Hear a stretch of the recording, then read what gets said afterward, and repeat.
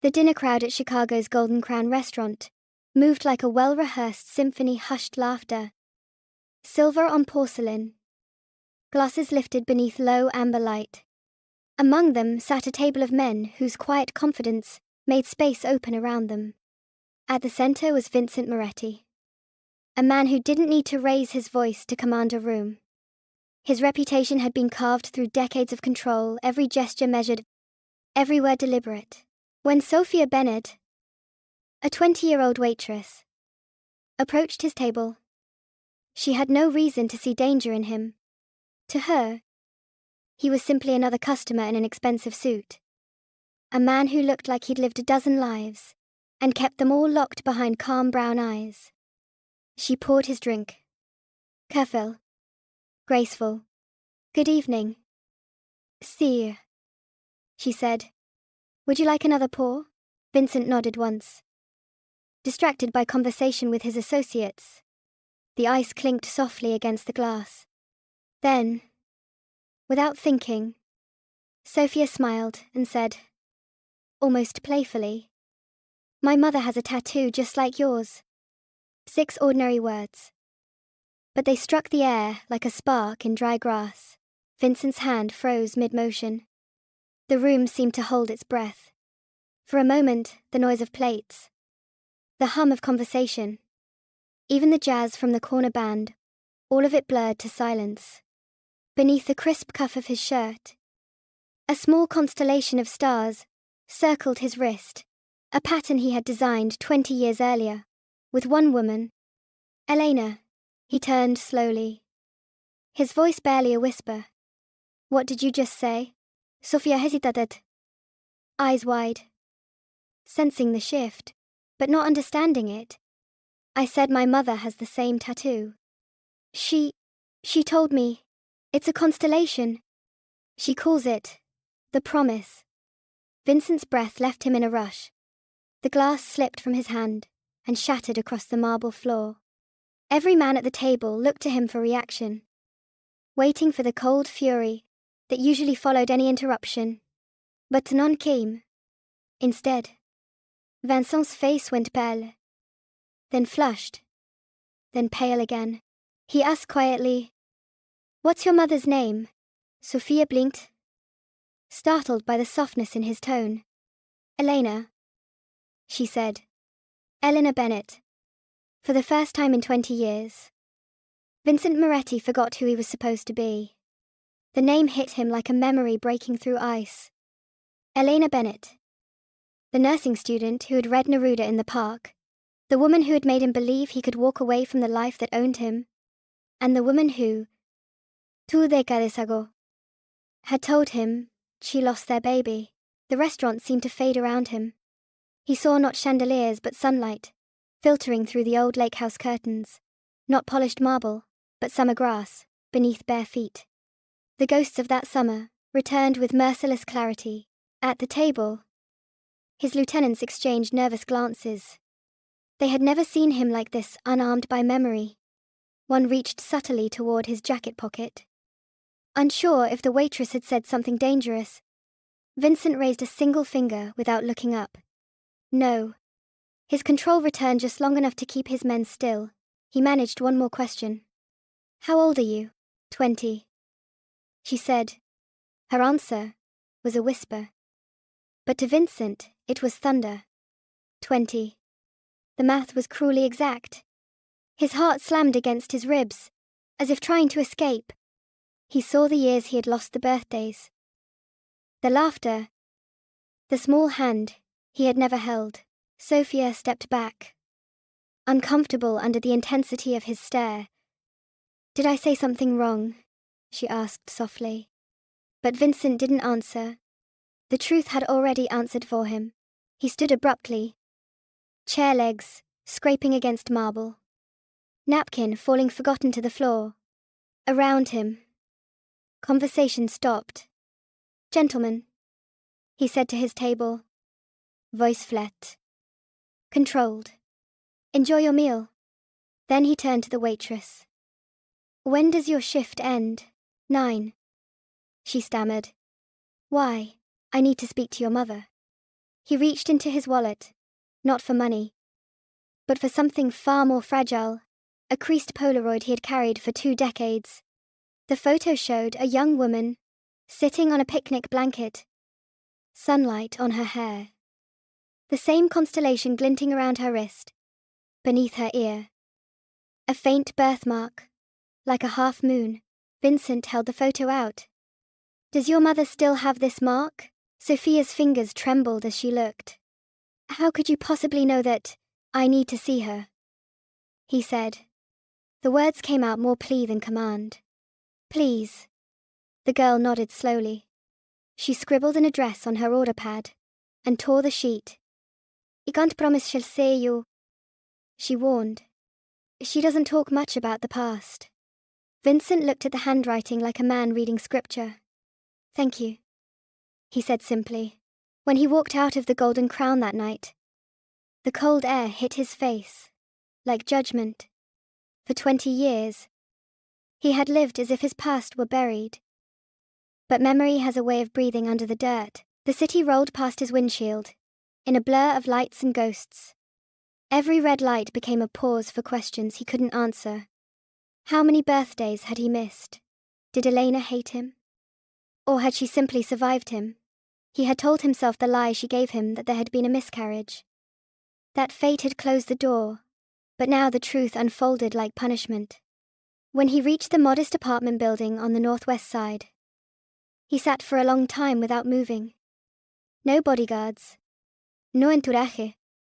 Just a man alone, staring at a third-floor window glowing warm against the night. At 9:30, he climbed the stairs and knocked. 3 quick taps. 2 slow, the rhythm they had once used as a secret signal at her dorm door. Inside, Elena Bennett froze. Time folded. The knock echoed through 20 silent years. She opened the door, expecting a ghost, and found one, wearing a tailored coat and eyes she once trusted. "Vincent." Her voice broke on the name. For a moment, neither spoke. The years between them filled the hallway. Betrayal. Distance. Unfinished love. "You lied to me," he said finally. The words were rough. Not from anger, but grief. "You told me you lost the baby." "I protected her," she answered, chin lifting with quiet defiance. "Your father threatened to make me disappear." "You think I believed he wouldn't?" Vincent looked down, shame cutting through his composure. "I would have found a way to keep you safe." "Would you?" she asked softly. "Back then, you couldn't even keep yourself safe." They stood in silence, breathing the ghosts between them. Behind Elena, a lamp cast warm light across framed photos. Graduations, birthdays, ordinary moments of a life he had never lived. In one frame, Sophia smiled beside her mother, both wearing the same constellation tattoo. Vincent's throat tightened. "She's beautiful," he whispered. "She's strong," Elena corrected. "Because she had to be." He nodded, unable to speak. The world he had built, money, loyalty, fear, suddenly felt weightless against this small apartment, filled with the one thing he'd never bought: peace. After a long silence, he said, "I want to know her." Elena's expression softened, but her guard remained. "She doesn't know who you are." To her, her father died before she was born. That's the story I had to tell. It kept her safe. Vincent swallowed hard. "You can't keep her safe from me forever." "I'm not trying to," she said quietly. "But if you walk into her life, you'd better be sure you're not bringing the rest of yours with you." Her words hit with truth. The life he'd built, the empire, the enemies, the shadows would never forgive weakness. And love, he realized, had always been his greatest weakness. He stepped closer, lowering his voice. "Elena, I don't want to destroy what you built. I just want a chance to see the daughter I lost." Elena studied him for a long moment, then nodded toward the living room. Sit down, she said.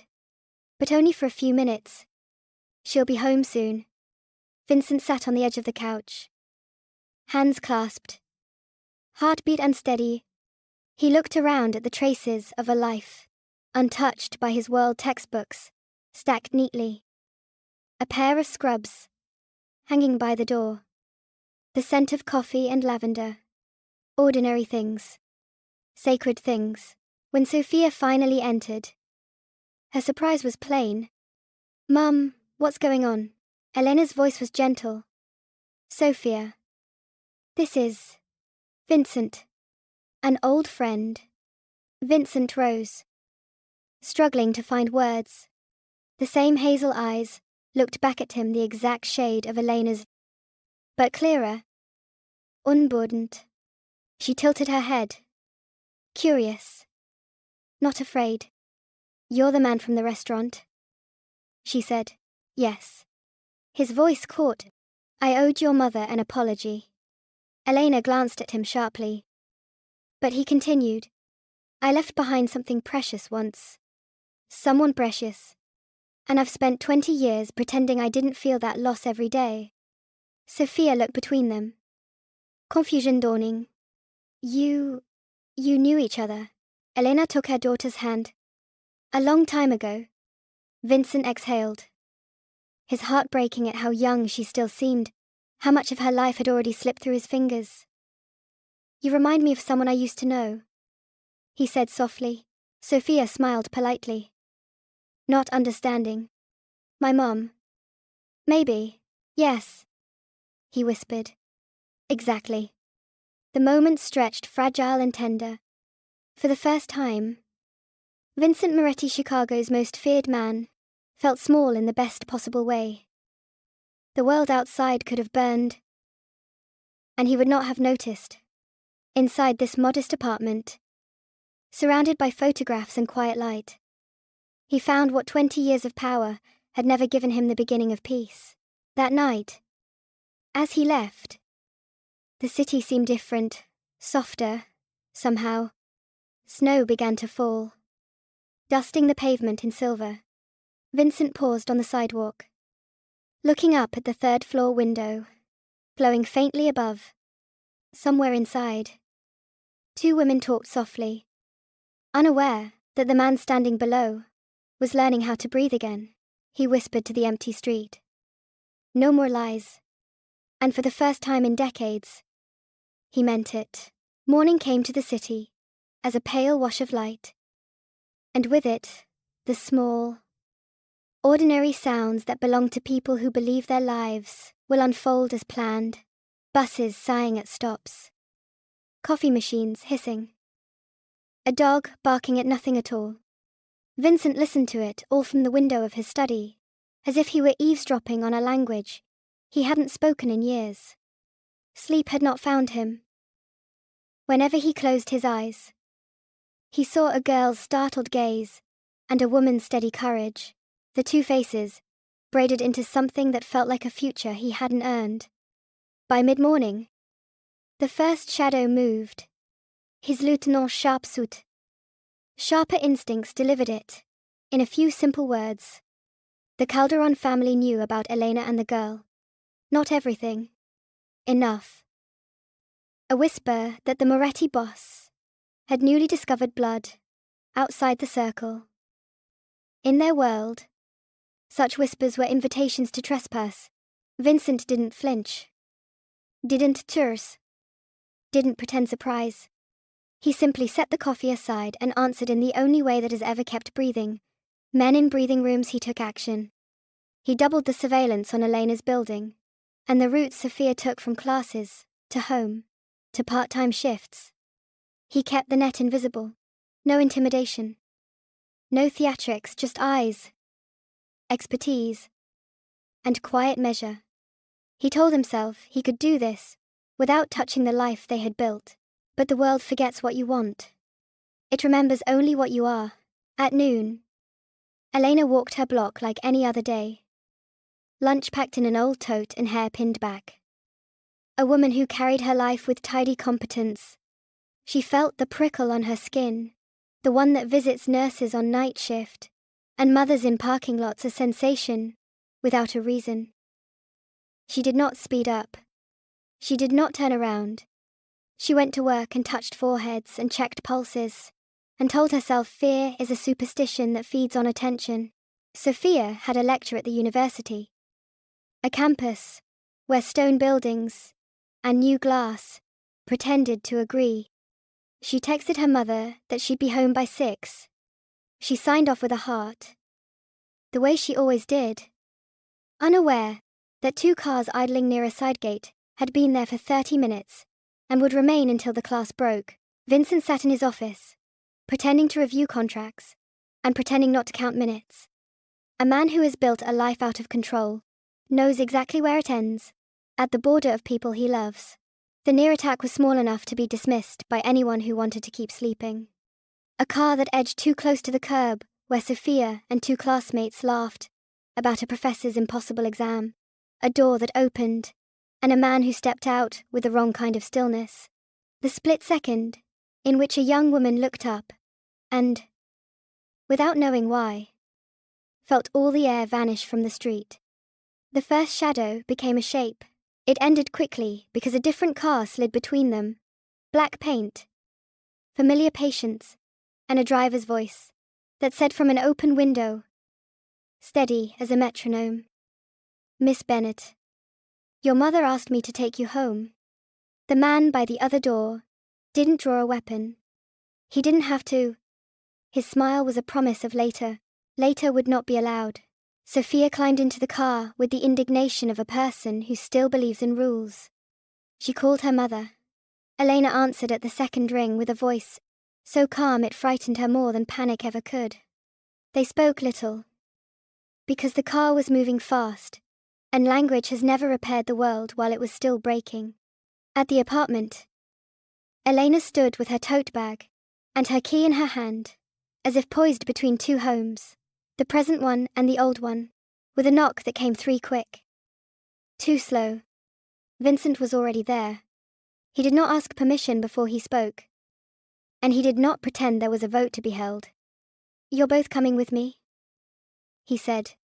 Now, Elena's no was instant. Clean. And honest. "We survived without your protection for 20 years. We can do it another 20. Sophia wanted to agree, because agreement felt like bravery. But her hands were still shaking. She looked at her mother. She looked at the man who had not blinked when another man smiled the way. Wolves do. She chose the only thing you can choose when the world tilts the next breath. Elena saw the tremor she was trying to hide, and the small white crescents of her daughter's fingernails pressed into her palm. Her no bent but did not break. "Temporary," she said. "If we go with you, it's temporary. Temporary."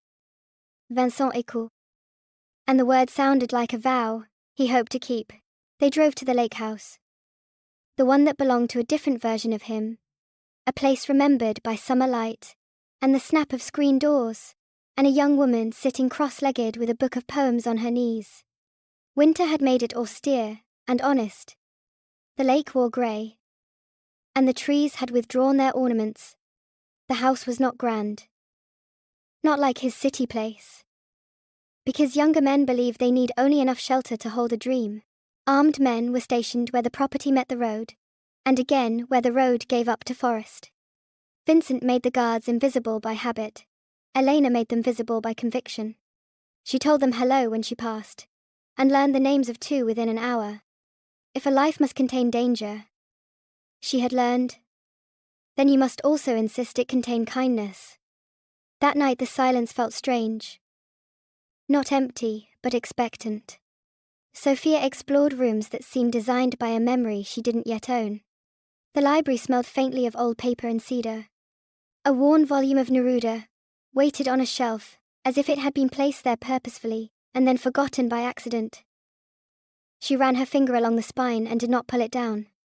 A person can only open so many doors in a single day, Vincent cooked. Which surprised them until the first taste. Which surprised them again. He had learned decades earlier from a woman who believed every meal was a chance to start over. He hadn't cooked like this in years. He plated the food without flourish. He waited without expectation. They ate with the kind of focus that lives find when they suddenly remember hunger. Elena finally set her fork down and looked at the man across from her, as if choosing the correct thread on a tangled loom. "You cannot keep us here," she said. "You can ask. You can argue. You can practice your grace. But you cannot keep us here unless we choose it." "You'll be safe here," he answered. "You said that once," she replied. "And then your father said something different." He didn't look away. "My father's dead. I am not him. That's what all sons promise," she said quietly. "Until their ghosts wake." Sophia listened, with an attention so complete, it became almost invisible. She thought of the man stepping from the car door, the small smile. She thought of the warm kitchen, and the quiet competency of the man across from her, and the guards who used first names when they thought no one was listening. She thought of how easily a life divides into before and after. After dinner, they washed dishes together, an awkward ballet that found its rhythm by the third plate. Vincent dried with a towel that had once been bright. Elena rinsed with the economy of a nurse, trained to make every drop count. Sophia stacked and tried to hear the sound of a family in the click of ceramic. They did not speak about the attack. They did not speak about the years. They spoke about the small things people speak of, when the large things are waiting: a neighbor who planted roses too early, a professor who believed the differential between theory and practice could be erased by optimism, a favorite bakery that burned its flour into a flavor you only get by accident or intention. When the house finally darkened, each carried the same thought to bed: promises. Like tattoos. Don't fade. They simply learn the color of the years. The next days unfolded with the odd clarity that time acquires when danger sits just outside the window. Elena drove to the hospital, flanked by a car that followed at a respectful distance. She insisted the men wait in the parking lot and not set foot in her corridors. Vincent agreed without argument, because he had already placed 2 more eyes on the ICU and 1 on the loading dock when night shift relief arrived. He understood the geometry of safety. She understood the dignity of work. Sophia stayed at the house the first morning because her hands wouldn't keep from trembling when she thought of the curb, the door, the smile. By afternoon, she forced herself to review lecture notes and redraw mind maps for exams instead of redrawing the scene. She walked the property line once and nodded to the men she had learned by name. She asked one if his mother worried about him in this cold, and he said yes, but that she had worried more when the heat broke in July. That made her laugh. And the laugh startled her, because it belonged to the person she still hoped to be. That evening, they ate soup and bread that cracked like old wood, and found that conversation moved more easily around smaller food. Vincent spoke of a childhood spent holding his breath. Elena spoke of a patient who remembered a song she had forgotten and sang it so softly the monitors steadied into a dance. Sophia spoke of the puzzle of identity, as if it were a course with a final she hadn't studied for, and the answer key kept changing every hour. No one tried to solve it. They let it be a mystery with good company. On the 3rd day, they stood on the porch watching the lake keep its grey counsel. The air was clean in the way that makes a person wonder what exactly they have been breathing the rest of their life. Vincent finally said the thing he had been forming carefully to avoid breaking on the way out. "I built power because I couldn't find peace." Elena answered with the simplicity truth prefers. "Maybe peace isn't something you build. Maybe it's something you earn." He nodded as if she had handed him a tool he'd never learned the name of. He held it carefully. He did not pretend he knew how to use it yet. The call came that afternoon. His office downtown: glass, steel, and the pretense of legitimacy had blown open like a wound. There were casualties. Not soldiers, not rivals. People whose names would not make the paper because the paper would be too busy with his janitorial staff. A delivery driver late on a route. An assistant who had just gotten engaged and hadn't yet told her father. The kind of injuries a man like him pretends his life never invites. Vincent's face went very still. There is a stillness, particular to men who have practiced fury too long. He said 3 words. We go now. At the hospital. The world narrowed to colour and sound blue gowns. White lights. Red pulses moving through transparent tubing. Elena tied her hair back and pulled on gloves with a snap that meant she had found her frequency. Sophia stood beside her with focus sharpened by shock. 3 years of premed gave her enough to be useful and not enough to forget to be human. They cleaned, lifted, counted breaths. They said simple phrases that keep people alive. You're here. Stay with me. 1 more second. Across the corridor, Vincent watched a woman he used to love become the woman he still did. He watched a daughter he had not raised become the shape of his hope. He understood too much in 10 minutes. The world he built to protect people had finally made a ledger entry he could not forgive. When an older nurse recognized Elena's steadiness and told her so, the compliment landed where it mattered, somewhere that wasn't the past and wasn't the future, but the exact place a life must live, if it wishes to avoid regret. Elena did not look toward Vincent when she smiled. She knew he was already looking. Hours slipped by and took identities with them: boss, mother, student. What remained were hands and hearts, and the willingness to keep them moving. Later, in a quiet alcove, between triage and radiology, Vincent stood with shoulders that had learned the weight of consequences. He called a number he had not called in years, without negotiation as intention. When the voice on the other side answered with practiced courtesy, Vincent did not use the language of men who bargain with violence. He used the language of men who have arrived at last at the cost of things. This ends, he said. Not tomorrow. Not after pride is satisfied. Now. He paused long enough for breath to make room. I will make restitution. I will concede territory no one needs. I will swear on whatever name you require that I do not touch a hair on the head of any man who stands down. Another pause. But hear me. My daughter will inherit compassion. Not this war.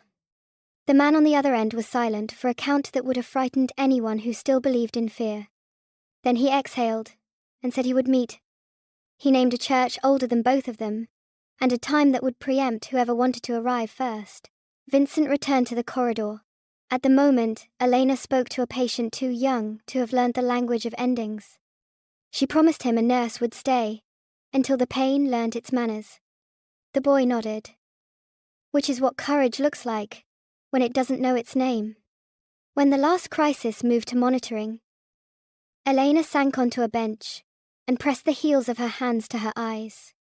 She didn't realize someone had sat beside her until she felt the warmth of a body that had once been familiar, and a silence that didn't demand anything.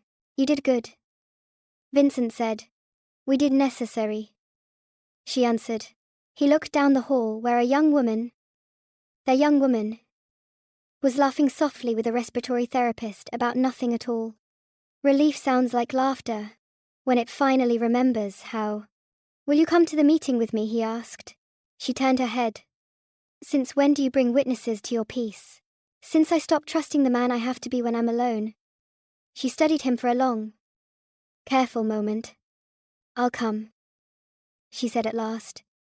But if you slip, if I hear even once the old ghost in your voice, I'll take her far enough that your name becomes a sound we don't recognize. There was no anger in it. Only truth.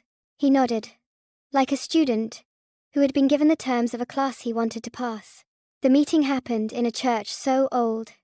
It had learned patience. Light fell through stained glass and turned men into something softer. No one brought weapons that show. Everyone brought the ones that don't. Vincent did not perform. He did not rehearse righteousness. He simply placed what he had left on a table, hastily draped with linen concessions. Contracts. A ledger that moved numbers and In moving them, moved fates. He included money that would never be credited to his name, because credit was how wars begin again. I won't pretend I didn't know what I was, he said. But I have decided who I will be. I advise you do the same. For the sake of every child in this city, whose name has ever been taught to curfew. The other man looked at Elena, as if seeking a measure. She did not speak. She did not nod. She allowed the silence to decide whether honesty had finally arrived. In the end, the rival extended a hand with the air of someone finally tired. They shook as if touching a truce required touching a mirror. On the drive back to the lake, Elena watched the city go by, with the expression of someone passing a difficult diagnosis. She was not fooled by moments. She believed only in patterns. But patterns begin somewhere. And sometimes that beginning is small enough to miss, unless you hold your breath and listen for it. Sophia, exhausted beyond the reach of adrenaline, fell asleep in the back seat, with her head against the window and her mouth slightly open. The way children do, long after they have stopped being children. The sight turned a key in a door Vincent didn't know he still carried. He rolled the window down a crack to let in air that wasn't recycled grief. Back at the house, they spoke little. Soup again. Because rituals are how people teach their bodies where home is. Tea after. Because warmth must be insisted upon. Vincent stood at the sink and washed the cups while Elena dried. When their hands brushed, it felt like an accident that had been waiting 20 years to happen. Sophia woke near midnight and padded into the kitchen in wool socks, because some comforts ignore danger. She found them standing too close, and exactly right. Neither moved away. She poured water into a glass and drank as if thirst were an answer. Then she said into the quiet, "I don't know how to be both people." Elena answered first. "You don't have to be both. You have to be you. The rest will either learn manners or leave." Sophia looked at Vincent. "And you, what do you want me to be?" He didn't hesitate. "Free." The words sat on the table like a new piece of silverware. Everyone agreed to learn. Days turned into a rhythm that felt like a rehearsal for a life. Vincent met with lawyers who knew how to translate one language of power into another. He began the slow unspooling of holdings that had made him safe and kept him in chains. He surprised men who expected rage by arriving with humility. He surprised himself by meaning it. He gave ground carefully, but without the pettiness that ruins peace. He insisted on one non-negotiable. No one touched a nurse on a night shift. No one touched a student on a curb. No one touched the perimeter of a life that asked nothing from men with egos and guns. In the evenings, the three of them found their way back to the table. Sophia studied admission requirements with a fierceness that looked like forgiveness.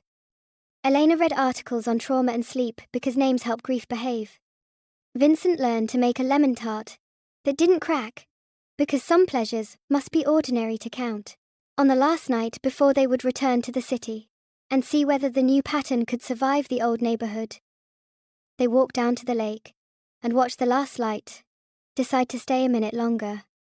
Vincent spoke the words that had been practicing themselves in his mouth. "I can't give you back what I took," he said. "Not by leaving or by staying or by the rituals. Men like me are taught to mistake for love. I can give you this. I will not ask for your forgiveness as a transaction. I will earn it as a practice." Elena didn't answer right away. She had learned the value of time as a diagnostic tool. Finally, she said, "Then show up. For the ugly days. For the boring ones. For the ones that don't feel like redemption and don't look like punishment. Show up until showing up stops being an apology and starts being who you are." He nodded. And the nod felt like the first real signature he had ever put on anything that mattered. Sophia stood between them and slid her hands into theirs, as if she were performing a trick. Only families know how to join three different hearts and get one steady rhythm. They stood like that until the last light became first dark, and the lake stopped trying to mirror the sky, and simply held it, in the distance. Somewhere beyond trees and agreements, men who had practiced violence exhaled and, for tonight, went home early. In a quiet house with old walls, 3 people chose a second chance, and then chose it again. Which is how second chances become first lives. Spring arrived shyly that year, as if testing whether the city deserved softness again.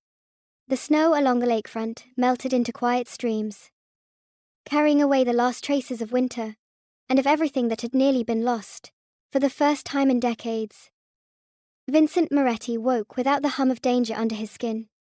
The phone no longer dictated his pulse. The world no longer required him to choose between loyalty and love. He spent his mornings walking the edge of the lake, hands deep in his coat pockets, learning the shape of ordinary peace. He still thought of the past, but not with the same ache. Memory had become a teacher now, not a punishment. Each step he took felt like proof that redemption wasn't something a priest granted. It was something a man earned slowly, deliberately, and without applause. Inside the small kitchen of the lake house, Elena brewed coffee the way nurses do, strong enough to wake the dead. The smell drifted through the rooms, mingling with the sound of papers shuffling as Sophia filled out her medical school applications. Their mornings had become gentle in rhythm, Vincent making breakfast, Elena reading over Sophia's essays, Sophia rolling her eyes, but secretly cherishing every word of advice. Peace, it seemed, had found its way into the house, not through grand gestures, but through small repetitions of care.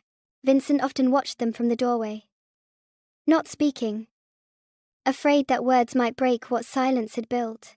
When Sophia received her acceptance letter from Johns Hopkins, she ran to the porch with the envelope still trembling in her hands. Elena followed, laughing for the first time in months. Vincent stepped outside a moment later, still holding the coffee mug he'd nearly dropped when he read the news. His voice softened into something almost reverent. "Your mother's heart carried you here," he said. "Mine just tried not to lose you again."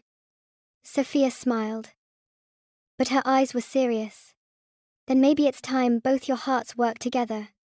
That evening, they sat around the dining table, a modest meal, candles instead of chandeliers, and spoke about beginnings instead of endings. Elena said, "I think it's time we put all of this pain somewhere useful." Vincent looked up. "How?" "By turning what destroyed us into something that saves others," she said. From that conversation was born the Moretti Bennett Foundation, a scholarship fund for children who'd lost family to violence. A bridge between his past and her principles. It was Elena's idea, Sophia's mission, and Vincent's redemption. He spent weeks dismantling what he had once called his empire. Piece by piece, he sold businesses built on fear, replacing them with investments that healed rather than hurt. He opened clinics in neighborhoods he used to control, giving jobs to people whose lives his name had once endangered. He refused interviews, declined credit, and worked in silence. Elena helped structure the foundation legally. Her precision as a nurse transferred easily to paperwork. Sophia handled outreach, writing letters to donors with a compassion that made strangers feel seen. In the evenings, when the work was done, the 3 of them shared quiet dinners on the porch. No guards, no sirens, just laughter that sounded like something reborn. Time, that old thief, softened its grip. Years unfolded like pages they finally dared to read. Sophia thrived in medical school. Her professors admired her focus, her empathy, her calm under pressure, the traits she inherited from both parents. Though she didn't always admit it, each semester, she returned to Chicago to help with the foundation, visiting hospitals that now bore discreet plaques, reading funded by the Moretti Bennett Initiative. Nurses knew the name. None asked about the history behind it. Some stories didn't need explaining. They only needed purpose. Elena, after years in night shifts, finally took a position directing community health programs. She still wore her hair tied back, still carried that quiet steadiness that had once saved a frightened man from himself. And Vincent, he grew older, the way mountains fade into dusk. Slower and wiser. The city that once feared him now barely recognized him. That anonymity felt like grace. He traded his mansion for a brownstone near the hospital where Eleanor worked. Close enough to see you both, he'd said, but not close enough to be in the way. Elena pretended to protest, but she never told him to move back.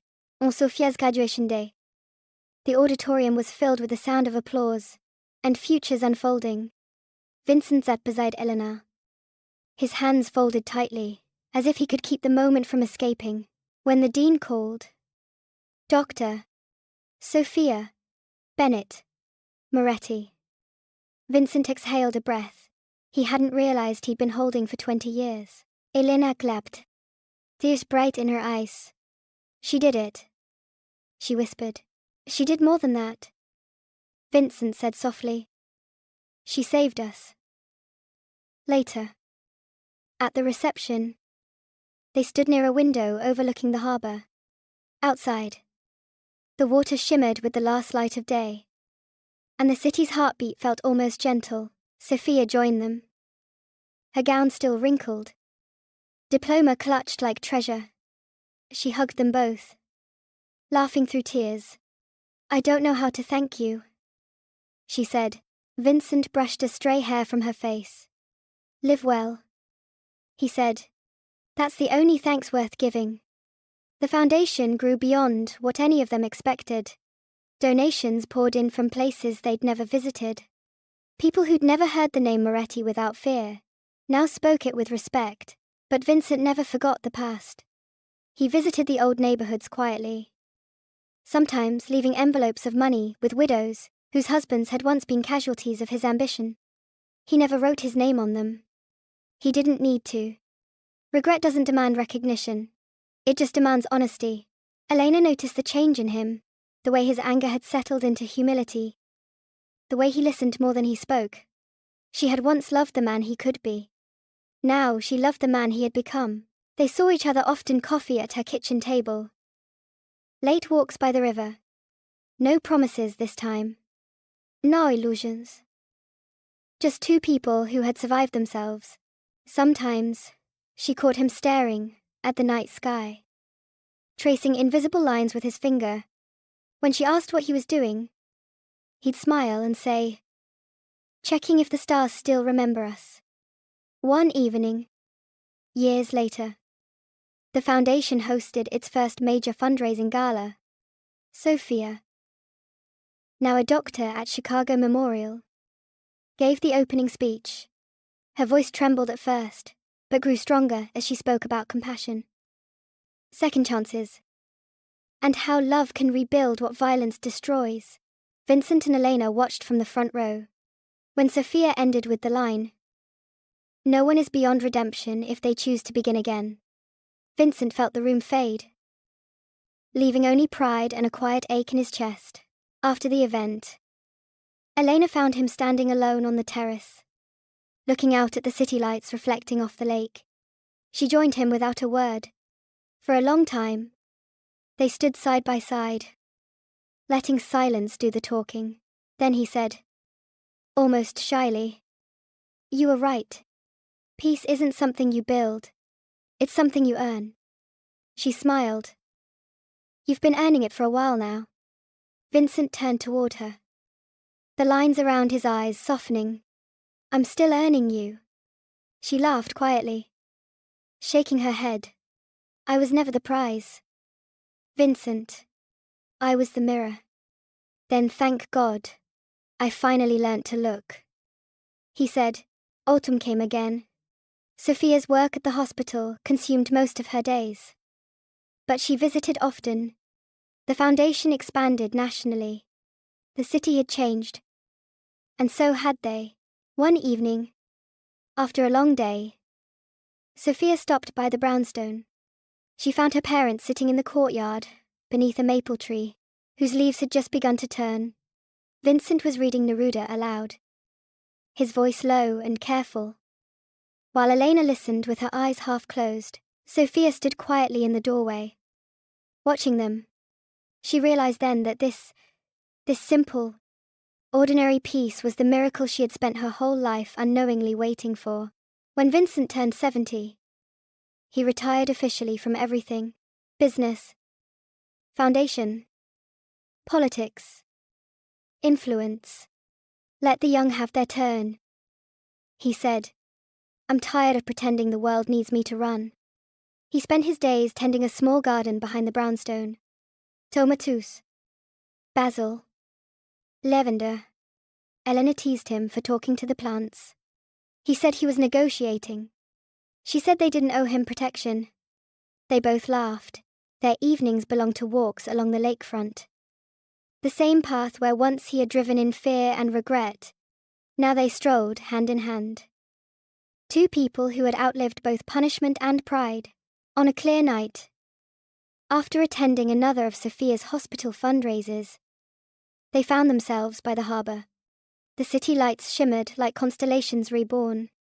Vincent paused, rolling up his sleeve. The familiar tattoo glinted in the lamplight stars, linked by thin lines, faint but unbroken. Elena reached for his wrist, turning it gently, around her own. The same pattern shone older now, softened by time. He smiled and reached into his coat pocket, pulling out a small velvet box. Inside was a gold pendant shaped exactly like those stars. I had this made, he said, not as a symbol of the past, but of what survived it. Elena looked at him, eyes bright but steady. You think we deserve a new beginning? He nodded. I think we finally learned how to end things right.